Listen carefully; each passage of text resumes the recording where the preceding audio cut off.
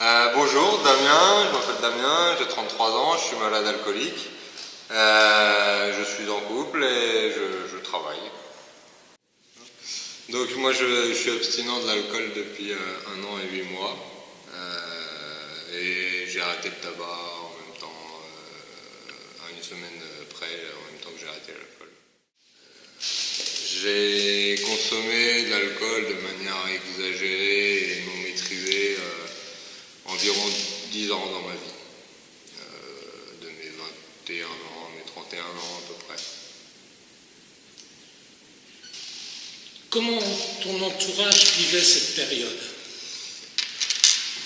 Mon entourage, donc j'ai toujours eu la famille près de moi, mes parents, mes grands-parents, mes sœurs, mon oncle, ma tante. Enfin, j'ai toujours eu beaucoup de monde qui était un peu au courant du sujet, de mes difficultés avec l'alcool. Donc j'ai eu la chance d'avoir toujours été soutenu, même si ça a été à leur dépens souvent, parce que ça a été des moments compliqués pour eux. Mais voilà, donc ils m'ont aidé dans certaines démarches. Après,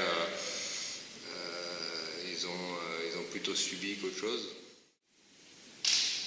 Quelles ont été les principales conséquences de ton alcoolisme sur le travail?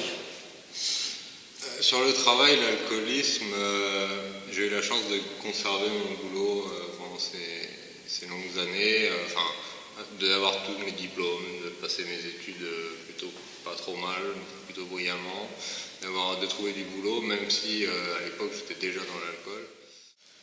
Au point de vue des conséquences sur la famille, c'est vrai que ça s'est pas trop mal passé, parce que j'ai perdu personne proche de moi. Après, faut pas se leurrer, dans l'alcool, j'ai eu des comportements exécrables. Quand on se prenait à la tête avec mes parents, je faisais monter la mayonnaise, je me mettais hors de moi, je mettais tout le monde hors de lui. Il a pu arriver qu'il y ait mes sœurs à côté. J'ai vu ma petite sœur en pleurs parce que effectivement je m'étais énervé contre ma mère. Tout ça, ça donnait des climats pas très agréables. Et puis il y a eu aussi le fait que je vidais les bouteilles de la cave, donc mes parents ils avaient mis la clé sur la porte de la cave, ils contrôlaient le niveau des bouteilles, et puis l'argent aussi, parce que j'ai volé dans les porte-monnaies de mes sœurs, de ma famille, toute ma famille, hein. Il y avait des réunions de famille à la maison, je faisais les porte-monnaies, parce que je comptais pas en euros, je comptais en 8-6, donc la moindre petit euro récolté. Donc c'est sûr que de ce point de vue-là, ça a été des conséquences plus, pas forcément trop visibles, mais je pense qu'au fond, c'était très dur à subir de leur part. Quelles ont été les conséquences sur ta santé physique? L'alcool sur ma santé, c'est vrai que dans l'alcool, on ne se rend pas forcément compte, je ne me rendais pas forcément compte s'il y avait quelque chose dans ma santé, que ça touchait ou pas. Toujours est-il que au niveau de ma vision de moi-même dans l'alcool, plus je buvais, plus j'étais dans l'alcool et plus j'avais une certaine haine envers moi-même qui se développait, qui était latente, qui était toujours là, mais qui s'est beaucoup développée avec l'alcool. Et sous alcool, moi j'ai fait beaucoup de scarification, de brûlures au fer rouge, toutes ces choses qui pouvaient attenter à mon corps et à moi-même, quoi. Beaucoup de conduites autodestructrices sous alcool. Et l'alcool en faisait partie, je pense aussi, au fond. Donc là-dessus, c'est vrai que j'ai beaucoup de stigmates de mon alcoolisme, je les vois tous les jours.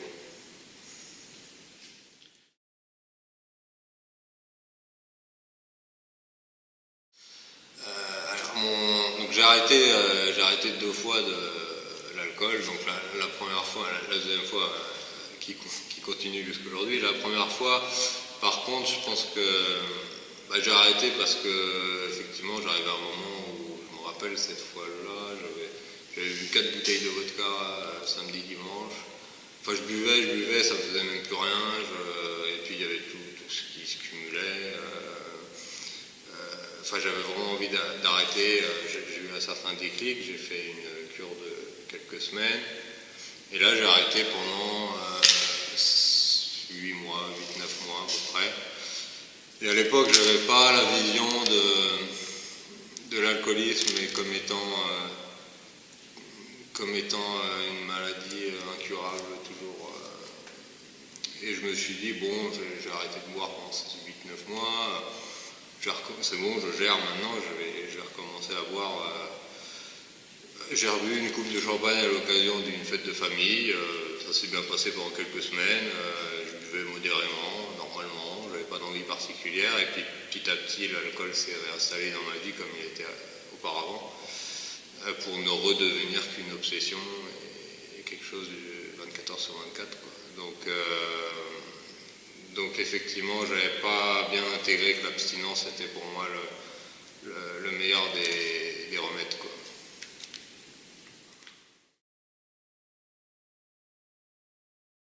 Donc aujourd'hui, abstinent depuis 1 an et 8 mois et très heureux, très heureux. J'ai redécouvert une vie heureuse, une vie pleine de belles choses. Enfin, c'est vrai que pendant 10 ans dans l'alcool, je voyais pas grand chose à part mon canapé, la télé et les bouteilles. Aujourd'hui, c'est vrai que moi j'ai rencontré ma copine 1 mois et demi après avoir arrêté de boire. On est toujours ensemble, on a emménagé ensemble, on a une petite chienne. Et puis surtout, on peut se faire des petits week-ends à droite, à gauche. C'est vrai que je vis des choses que j'ai jamais vécues dans ma vie avant. Aujourd'hui, au niveau de ma famille, c'est vrai que ça a changé les choses parce que avant, je vivais tout seul chez moi. J'ai vécu pendant 10 ans dans l'alcool et seul chez moi. Il n'y a pas grand monde qui venait chez moi, pour pas dire personne. Et aujourd'hui, j'ai le bonheur de pouvoir recevoir des amis, recevoir ma famille à manger, des choses que j'ai jamais fait par le passé.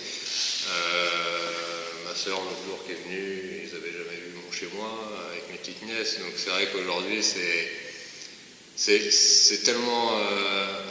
c'est un tel bonheur de pouvoir offrir ça à sa famille, à ses amis, de pouvoir leur offrir un bon moment ensemble, tout en étant heureux. Je pense que ça se ressent et que c'est vraiment un plaisir. Et puis ne pas vivre obnubilé par l'alcool, c'est aussi vivre à 100% les fêtes, les moments. Par le passé, dans l'alcool, la moindre fête de famille était pour moi juste l'occasion de pouvoir descendre à la cave quand personne ne verrait, picoler en douce par derrière, vider les fonds de bouteille, laisser tout le monde s'amuser pendant que moi je suis avec une seule obsession, c'était de boire. Quoi. Donc aujourd'hui, je fais les mêmes fêtes de famille, des anniversaires, de mes petites nièces, d'autres fêtes et dans lesquelles je suis pleinement présent, je rigole, je vis les choses pleinement, sans avoir derrière une seule obsession de l'alcool ou ces choses-là qui occultent complètement le reste. D'un côté plus matériel, c'est vrai que d'avoir arrêté de boire, ça m'a permis de faire beaucoup d'économies et de me faire pas mal de petits cadeaux, chose qu'avant c'était impensable. Moi dans l'alcool, le 15 du mois j'avais déjà plus d'argent, alors me faire des petites sorties, m'offrir un VTT ou m'offrir un ordinateur, c'était pas à l'ordre du jour. Aujourd'hui, c'est vrai qu'en étant libéré de l'alcool, je m'aperçois que j'ai la chance de pouvoir avoir un peu d'argent et d'en faire quand même plein de belles choses avec. Quoi. C'est vraiment le côté sympa de l'abstinence. Alors dans l'alcool, évidemment, j'avais plus de vie sportive, vie affective, vie tout court d'ailleurs. Aujourd'hui, c'est vrai que moi je me suis retourné vers le VTT, VTT que je faisais il y a longtemps avant. Et ben, je peux me prendre mon VTT pour aller faire tous les week-ends, en soirée, quand je veux. Enfin, avant, c'était... je pensais pas au sport, je pensais à l'alcool. Aujourd'hui, je pense à toutes les petites choses de la vie et le sport en fait partie. Et c'est un vrai plaisir d'avoir retrouvé ces petits bonheurs du quotidien. Je n'ai pas honte de mon passé d'alcoolique. Pour moi, ça fait partie de moi. C'est quelque chose qui existe. La maladie alcoolique existe. J'en suis plutôt fier. Enfin, je veux dire, je suis ce que j'ai été. Je suis ce que je suis. Voilà. J'aurais peut-être plus une tendance à avoir quelques regrets par rapport à ces quelques vilaines cicatrices que m'a apporté l'alcool. Bon, c'est vrai que quand ma petite nièce me demande qu'est-ce que c'est que cette cicatrice sur ton bras, elle a une forme assez équivoque pour pas être un accident, donc c'est un peu compliqué. Mais après, aujourd'hui, je renierai jamais ça. Je suis alcoolique.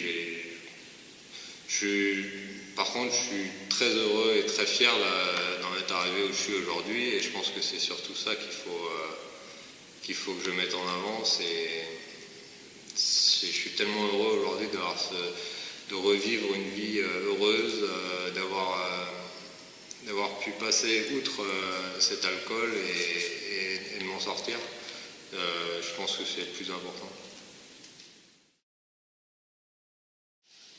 Avant tout, les alcooliques anonymes m'ont fait découvrir les réunions avec des partages, en écoutant d'autres personnes alcooliques, et m'ont fait comprendre le fait que j'étais pas seul dans l'alcool, j'étais pas seul à me débattre quotidiennement avec l'alcool et avec tout ce que ça pouvait apporter dans ma vie.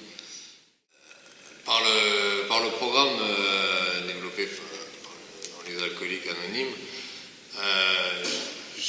j'ai pu en tirer des petits outils du quotidien qui permettent de m'améliorer moi-même et d'améliorer ma vie. Le lâcher prise, apprendre à lâcher prise, apprendre à vivre les choses 24 heures à la fois, sans trop se projeter, vraiment dans le présent.